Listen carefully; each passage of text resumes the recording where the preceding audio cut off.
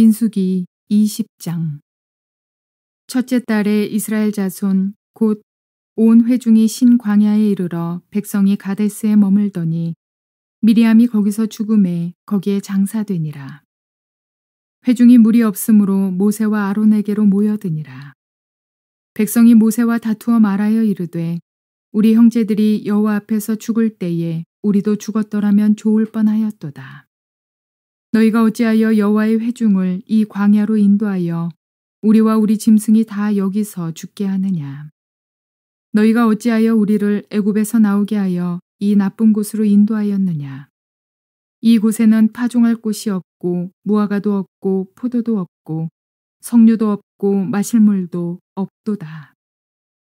모세와 아론이 회중 앞을 떠나 회막문에 이르러 엎드림에 여호와의 영광이 그들에게 나타나며 여호와께서 모세에게 말씀하여 이르시되 지팡이를 가지고 네 형 아론과 함께 회중을 모으고 그들의 목전에서 너희는 반석에게 명령하여 물을 내라 하라. 네가 그 반석이 물을 내게 하여 회중과 그들의 짐승에게 마시게 할지니라. 모세가 그 명령대로 여호와 앞에서 지팡이를 잡으니라. 모세와 아론이 회중을 그 반석 앞에 모으고 모세가 그들에게 이르되 반역한 너희여 들으라. 우리가 너희를 위하여 이 반석에서 물을 내랴 하고 모세가 그의 손을 들어 그의 지팡이로 반석을 2번 치니 물이 많이 솟아나오므로 회중과 그들의 짐승이 마시니라. 여호와께서 모세와 아론에게 이르시되 너희가 나를 믿지 아니하고 이스라엘 자손의 목전에서 내 거룩함을 나타내지 아니한 고로 너희는 이 회중을 내가 그들에게 준 땅으로 인도하여 드리지 못하리라 하시니라. 이스라엘 자손이 여호와와 다투었으므로 이를 무리바 하니라. 여호와께서 그들 중에서 그 거룩함을 나타내셨더라.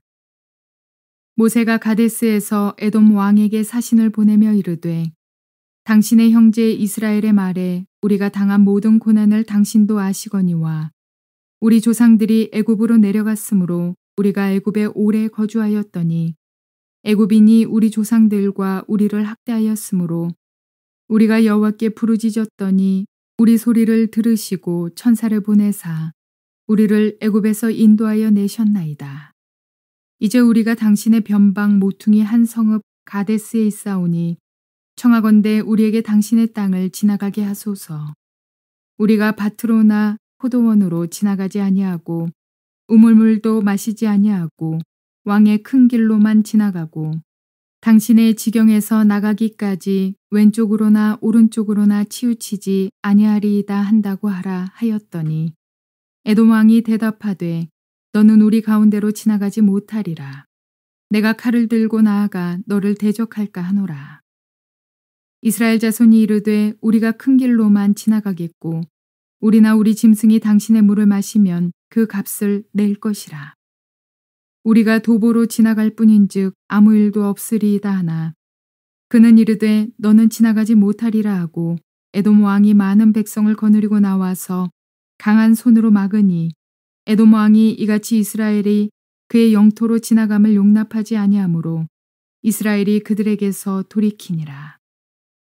이스라엘 자손 곧 온 회중이 가데스를 떠나 호르산에 이르렀더니 여호와께서 에돔 땅 변경 호르산에서 모세와 아론에게 말씀하시니라.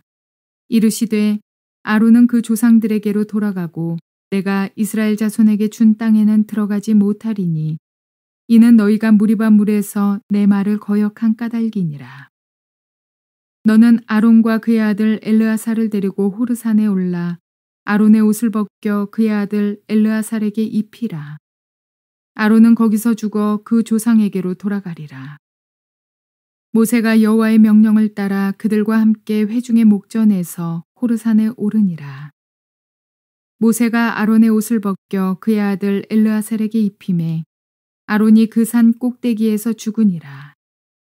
모세와 엘르아살이 산에서 내려오니 온 회중 곧 이스라엘 온 족속이 아론이 죽은 것을 보고 그를 위하여 30일 동안 애곡하였더라.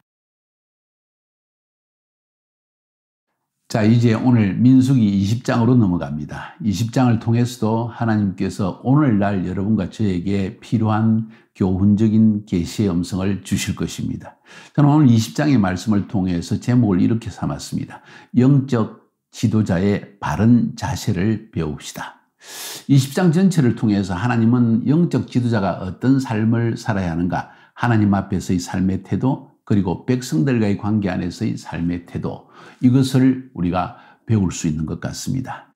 자, 20장으로 넘어가기 전에 대충 전반적인 그림을 보면 민수기 1장부터 14장 혹은 그 이후까지에 보면은 주로 이스라엘 백성이 시내산에서 광야로 들어갈 준비를 마치고 시내산에 들어가서 가데스 바네아까지 도달한 이야기를 다루고 있는 것이 1장부터 거의 14장까지 내용입니다. 잘 아는 대로 14장에서 12정탐꾼을 이스라엘 땅으로 탐지하러 보냈다가 백성들이 악평을 하는 바람에 요수아와 갈렙을 제외한 10지도자는 10명의 정탐꾼은 적시로 죽고 말고 나머지 첫 세대 출애굽 1세대들은 다 광야에서 죽을 것이라는 하나님의 심판을 받게 됩니다. 슬픈 이야기지요. 그러고 나서 15장부터 25장까지의 내용들은 이 38년 동안 광야에서 방황하다가 죽은 이야기, 이스라엘 백성들이 38년 동안 어떤 방황하는 시간을 보내었고 계속해서 원망하고 불평하다가 하나님의 심판받은 이야기가 계속 기록되어 나오고 있습니다. 그리고 26장부터 34장까지에서는 광야 40년 기간 중에 마지막 2년의 이야기로 마무리를 짓고 있습니다. 이렇게 민수기는 시내산을 출발해서 가나안 땅 들어가기 직전에 모압 평지에 도달하는 기간 동안에 이 광야 38년의 기간에 일을 다루고 있다는 거예요. 놀라운 사실은 오늘 본문에 보면 첫 번째 마리암의 죽음에 대한 이야기가 나오고 마지막 부분에 또 아론의 죽음에 대한 이야기가 나옵니다. 그 장소를 보면 미리암은 가데스 바네아 12정탐꾼을 보냈던 거기에서 죽게 되고 아론 대제사장은 요단강 동편, 지금으로 보면 요르단 땅의 남쪽 지역에 있는 호르라는 산에서 죽게 되어집니다.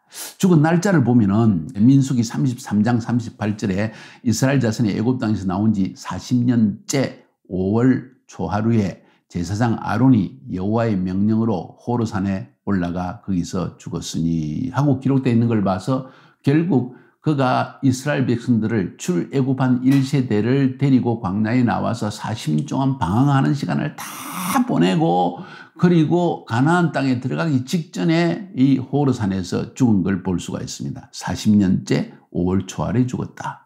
그리고 오늘 1절에 보면은 오늘 20장의 1절에 보면 미리암의 죽음에 대한 이야기가 나옵니다. 자, 미리암은 첫째 달에 이스라엘 자손 곧 회중이 신광야에 이르러 백성이 가데스에 머물렀더니 미리암이 거기서 죽음에 거기서 장사되느냐. 그러니까 아마도 이 첫째 딸이라는 것은 광야 40년 기간을 다 보낸 첫째 딸이 아닌가 하는 생각이 됩니다. 그래서 이 40년째 마지막 가나안 땅에 들어가기 직전에 미리암이 먼저 1월 달에 죽고 그 다음에 5월 달에 5월 1일에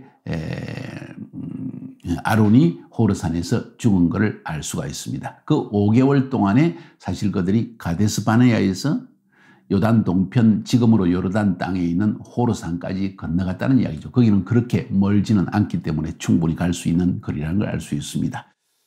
1절에 오늘 본문에 보면 첫째 달에 이스라엘 자손 곧 온 회중이 신광야에 이르러 백성이 가데스에 머물렀더니 신광야 가데스라고 기록되어 있고 근데 놀라운 사실은 민수기 13장 26절에 보니까 바란 광야 가데스에 이르러 모세와 아론과 이스라엘 자손의 온 회중이 나와 그들이 보고하여 그 땅의 과실을 보이고 자 여기서 가데스 바네아에 또 바란 광야라고 되어 있습니다. 그 이유는 여러분이 성지 순례를 해보면 남쪽 지역까지 내려가 보면은 남쪽에 네겝 사막 지역을 쭉 내려가면 그 밑에 바란 광야가 나오고 그 길을 좀 더 차를 타고 내려가면 신광야가 또 시작됩니다. 그 경계선에 가데스 바네아 12정탐꾼을 보낸 그 땅이 있다는 것이죠. 그래서 이 신광야와 바란광야는 겹치기 때문에 성경에서 혹은 바란광야 혹은 신광야 이렇게 기록된 걸 볼 수 있습니다. 자, 중요한 사실은 보세요. 오늘 미리암이 광야 생활 40년째 되는 해에 가데스 바네아에서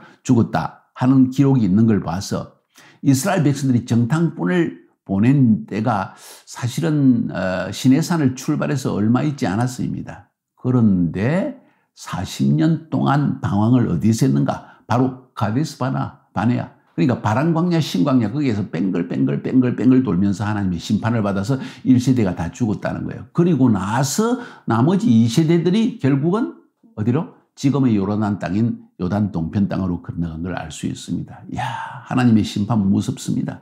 심판받으니까요, 거기에서 한 발짝도 더 나가지 못하고 진군하지 못하고 약속의 땅을 향해 나아갈 그 길을 더 나가지도 못하고 거기서 뺑글뺑글 돌다가 죽는다는 거예요. 이게 바로 하나님의 약속을 믿고 순종하지 못하는 자들의 삶의 모습이 아닌가 하는 생각을 가지게 되어집니다. 여러분도 하나님의 약속의 말씀을 믿고 신뢰하면서 믿음으로 행하며 나아가면 그냥 앞길이 척척척 열려서 나갈 터인데 그것을 신뢰하지 못했기 때문에 결국은 그 자리에서 뺑글뺑글 돌다가 아무 영적인 진전이 없어요.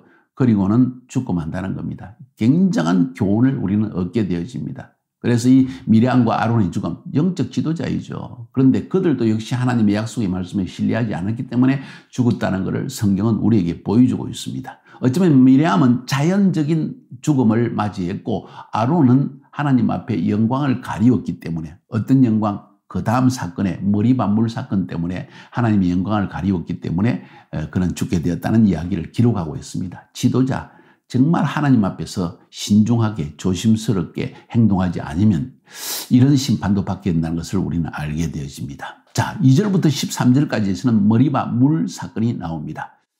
머리바 물 사건을 마지막 결론적으로 2절부터 13절까지 기록하는데 13절에서 이스라엘 자손이 여호와와 다투었으므로 그 물을 머리바 물이라 하니라. 여호와께서 그들 중에서 그 거룩함을 나타내시더라. 머리바 물 사건은 바로 머리바 다투었다. 백성들이 하나님과 다투었다는 거. 어떻게 다투었습니까? 성경에 보니까 3절에 우리 형제들이 죽을 때 같이 죽는 게 나을 뻔했다. 목말라 죽을 것 같다. 또 한 번 갈증 때문에 목마르다고 광야에서. 여러분 실제로 광야에서 엄청 목마릅니다. 특별히 그 바람광야 신광야를 걸어서 간다고 생각해 보세요. 우리 한국말로 하면 집신 신고 지나간다고 생각해 보세요. 30년 동안 아니 40년 동안 거기서 뺑글뺑글 광야에서 방황했다고 생각해 보세요. 얼마나 목말랐겠습니까? 그런데도 하나님은 하나님을 신뢰하여 목이 마르고 배가 고파도 하나님이 나를 먹이시고 그리고 입히시고 물을 먹이신다는 믿음으로 행동하라고 가르치고 있다는 거예요. 이게 중요한 가르침입니다. 그래서 우리 삶의 상황 때문에 이들이 흔들리고 불평 원망하면 이렇게 이스라엘 백성들처럼 원망하다가 죽게 된다는 거죠. 아무튼 거기에서 백성들이 야 우리 형제들이 12정탐꾼을 보냈다가 하나님 앞에 심판받아가지고 만 몇천 명이 죽었지 않습니까? 연병으로. 그렇게 죽은 것처럼 우리도 죽는 게 차라리 나을 뻔했다. 또 10정탐꾼이 죽은 것처럼 우리도 죽는 게 나을 뻔했다. 이렇게 불평을 했다는 거죠. 그러니까 모세와 아론이 하나님께 이야기를 했고 하나님께서 모세와 아론에게 말씀하시기를 지팡이를 잡아라. 그리고 반석에게 말로 명령해서 물을 내라고 해라. 하나님은 반석에서 물을 내기를 원하셨지만은 지팡이를 사용하지 말고 내 말로 영광을 하나님의 말씀만으로 역사가 일어난다는 것을 백성에게 보여주어라. 지팡이는 하나님의 지도력을 상징합니다. 모세에게 지팡이를 잡아라는 것은 내가 너를 지도자로 삼았다는 그 상징을 딱 가지고 서라. 백성들이 너희 지팡이를 보고 하나님의 지도자이지 하는 것을 볼 수 있게 하라는 것이죠. 아론의 쌍난 지팡이 여러분 알지 않습니까? 하나님이 그 지도력을 인정하신 그 지팡이가 아닙니까? 그걸 잡고 백성 앞에 나가라. 그 대신에 말로 반석을 명령해라. 반석아 물을 내라. 이렇게 하라는 거예요. 그런데 모세가 너무 화가 났어요. 이게 하루 이틀도 아니고 40년 동안 배고프면 배고프다고 짜증 원망 불평하고 목마르면 목마르다고 불평하고 길이 험하면 길이 험한다고 불평하고 원망하고 그것도 꼭 지도자, 남편, 아내, 부모 자꾸 그거에 대해서 불평하고 원망하니까 하나님께서 더 이상 참기도 힘들겠지만은 그래도 하나님은 그들에게 목마른 것은 사실이니까 그들에게 물을 주라고 말씀하십니다. 그런데 반석을 지팡이로 치라 말은 안 했어요. 근데 모세가 너무 화가 나지고 내가 이 지팡이로 반석에서 물을 내랴 하면서 지팡이를 가지고 반석을 두 번을 땅땅 두드렸더니 반석이 깨져가지고 물이 펑펑펑 흘러나오더라는 거죠. 이런 일이 어떻게 일어날 수 있을까요? 여러분이 실제로 이 바람광야, 신광야에 큰 암석이 있는 그 지역을 지나가 보면 알 수가 있습니다. 그 암석이 겉으로 이게 화강암으로 이렇게 쫙 이게 덮여져 있지만은 아주 얇아가지고 그걸 망치로 탕 두드리면 거기에 물이 고여 있다가 펑 터져 나오는 걸 알 수가 있습니다. 성지순례를 해본 사람만 알 수 있는 이야기지요. Anyway, 이렇게 해서 하나님은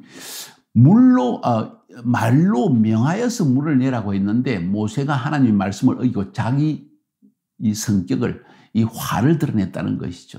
하나님께서 모세에게 뭐라고 말씀하십니까? 너가 백성 앞에서, 회중 앞에서 내 영광을 드러내지 아니하였기 때문에 모세와 아론 너희들은 가나안 땅으로 이 백성을 인도하지 못할 것이다. 다시 말해서 너희들은 못 들어간다는 이야기입니다. 야, 이 무슨 이런 하나님의 엄청난 심판입니까? 아니, 죽을 고생해가지고 출애굽해가지고 그들을 애굽에서 끄집어내가지고 광야 40년 동안 그들을 인도했는데 이 마지막에 그 한 번 화냈다고 해서 하나님이 너무 심한 것 아닙니까? 하고 생각할 수 있지만은 하나님은 하나님이 세우신 영적 지도자에게 하나님의 성품을 드러내기 원하신다는 것입니다. 이 말씀이 저에게 엄청난 도전이 되어집니다. 저도 특별히 사람들에게는 그 화를 잘 내지는 않는 것 같은데 때때로 그럴 때가 있었겠죠. 그런데 특별히 가까이 있는 아내, 내가 쉽게 다룰 수 있는 자녀들에게는 뭔가 짜증나고 믿음대로 행치 않고 불평하면 그냥 화를 낼 때가 많이 있었고 또 실제로 그래한 걸 저는 기억하고 있습니다. 이것이 저에게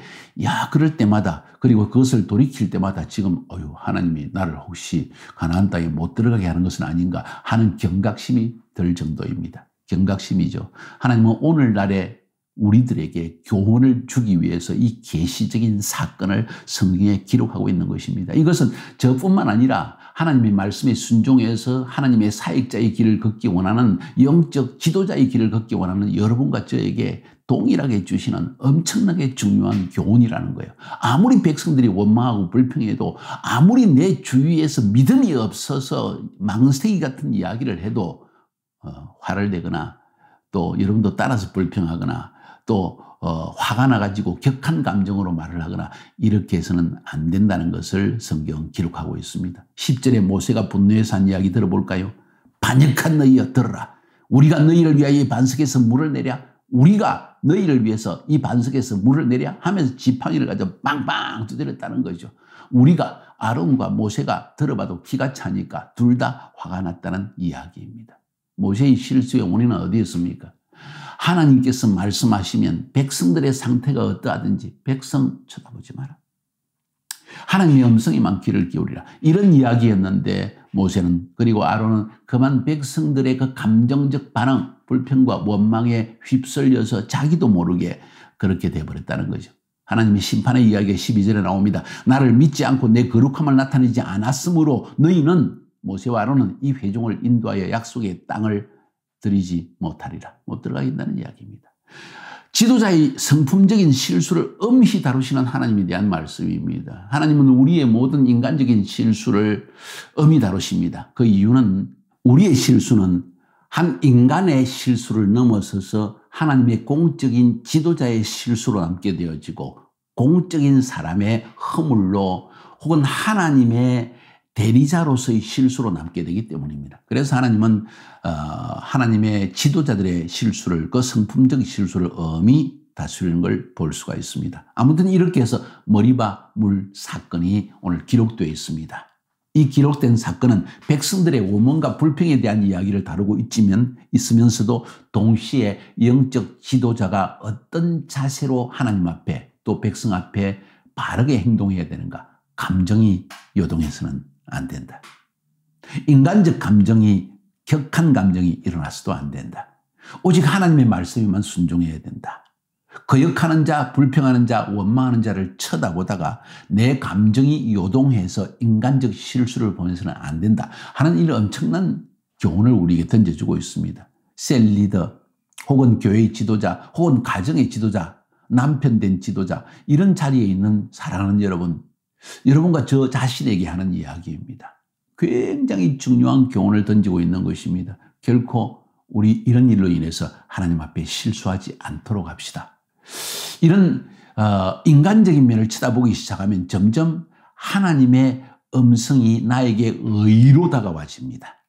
의로움이 된다는 거죠.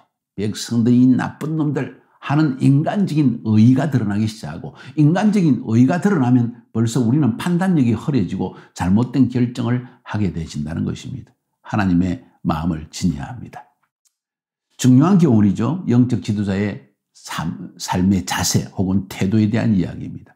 14절부터 21절까지는 이제 그들이 가데스 바네아를 거쳐서 오른쪽 요단강, 사실은 사해 남쪽 땅을 건너가지고 지금은 요르단 땅으로 붉은 땅입니다. 에돔, 붉다는 뜻이죠. 그 붉은 땅으로 건너가서 북쪽으로 쭉 올라가서 모압 평지를 통해서 다시 요단강을 건너서 이스라엘 땅으로 건너가는 이 여정이 바로 이 출애굽의 여정인데, 그 당시에 에돔 땅이 지금으로 하면 이스라엘 남쪽에 있는 그 사막 땅, 바란 광야, 신광야에 있는 그 땅까지도 에돔이 소유했던 땅이었던 것 같습니다. 그래서 모세가 에돔 왕에게 부탁을 합니다. 우리가 그 땅을 지나가야 되니까 하나님의 명령 때문에 지나갈 수밖에 없다. 그 대신에 우리가 왕의 길을 따라서, 지금도 킹스 하이웨이, 왕의 대로가 있죠. 우리 교회는 왕의 대로 비전을 가지고 왕의 대로상에 있는 아랍 민족의 회복을 위해서 부르심을 받은 우리 교회입니다. 자, anyway, 왕의 대로를 따라서만 가고 좌로 우로 치우치지 않고 포도원에 들어가지도 않고 농지에도 들어가지 않고 성읍에도 들어가지 않고 거기에 우물이 있어도 우물 물도 마시지 않고 그냥 똑바로 왕의 대로를 쭉 거쳐 지나가겠다. 문제가 일어나지 않겠다는 이야기죠. 그런데도 에돔 왕이 웃기는 소리 하지 마 하고 군대를 동원해가지고 못하게 막습니다. 할 수 없이 모세와 아론은 그 백성들을 이끌고 옆길을 통해 가지고 에돔 왕의 길을 피해서 올라갈 수밖에 없었다는 이야기가 다루어지고 있습니다. 이 이야기를 왜 기록했을까요? 에돔 역시 에서의 후손 아닙니까? 에서는 누구입니까? 야곱의 형이죠. 이삭의 두 아들 중에 하나가 에서 아닙니까? 그러니까 역시 아브라함의 후손입니다. 또 하나님은 이 에돔 땅을 에서의 후손에게 주셨다고 성경 기록하고 있기 때문에 하나님은 그 에돔 왕의 결정을 그대로 용납하시는 것입니다. 또 이스라엘 백성들은 오늘 모세와 아론은 그 에돔 왕의 이야기를 듣고 괘씸한데 우리가 그들을 해치지도 않고 전쟁하지도 않겠다고 하는데 왜 이렇게 하나 하고 싸울 수 있지만은 성경 말씀을 기록하고 하나님께서 약속으로 에돔 땅에 주신 땅이라는 걸 알고 있기 때문에 그들과 다툼이 없이 돌아가는 모습을 볼 수 있습니다. 지도자의 모습입니다. 어떤 모습입니까? 말씀에 근거해서 행동하자는 거죠. 여기서도 감정이 드러날 수 있습니다. 아니 우리가 지금 건드리지 않겠는데, 아니 우리가 돈을 주고 사겠다는데, 물을 사 먹어도 포도를 사 먹어도 돈을 주고 사 먹겠다는데 뭐 그게 잘못된 문제인가 하고 인간적인 역정을 낼 수도 있는 이야기지요. 그런데 여기서도 인간적인 역정을 드러내서 안 된다는 거죠. 영적 지도자의 성품, 태도, 자세의 이야기를 지금 하고 있다는 것입니다. 매우 중요한 교훈을 들려주고 있습니다. 21절에 보니까 에돔 왕이 이같이 이스라엘의 그 경내로 통과함을 용납치 아니함으로 이스라엘이 그들에게서 돌이키니라. 다른 태도로 다른 길로 갔다는 이야기입니다. 이 이야기를 기록한 이유는 분명합니다. 하나님의 약속의 말씀에 근거해서 행동하라는 것이죠. 인간의 감정을 따라서 저 사람이 나에게 어떻게 하느냐에 따라서 태도를 가지지 말고, 저 사람이 나에게 어떻게 하느냐에 따라서 여러분이 행동하지 말고 하나님의 약속이 무엇이냐에 따라서 행동하라는 것을 성경은 보여주고 있는 것입니다. 매우 중요한 이야기입니다. 마지막으로 22절부터 29절까지에서는 아론의 죽음에 대한 이야기가 나옵니다. 앞에서 말씀드렸죠. 마리암의 죽음과 아론의 죽음에 대하지. 왜 아론은 가나안 땅에 못 들어가고 호르산에서 죽을 수밖에 없었을까 하는 이야기는 머리바물에서 하나님의 영광을 드러내지 못했기 때문에 호르산에서 죽을 수밖에 없었다는 이야기를 성경은 기록하고 있습니다. 그래서 온 회중이 30일간 아론을 위해서 애곡했고, 그래서 호르산에서 30일간 그들은 머물렀고 이동하지 않았고, 결국 그 뒤에 북쪽으로 이제 요르단 북쪽, 지금은 요르단강 북쪽으로 모압 땅을 향하여 달려가게 됩니다. 자, 오늘 이 본문을 통해서 우리에게 주시는 중요한 교훈, 영적 지도자의 바른 태도와 자세, 영적 지도자의 내적인 성품, 이런 것을 성경은 우리에게 가르치고 있습니다. 여러분은 어떤 사람입니까? 혹시 인간적 감정 때문에 네가 그래? 어떻게 그럴 수가 있어? 하는 인간적인 감정, 계산적 감정이 앞서고 있지는 않습니까?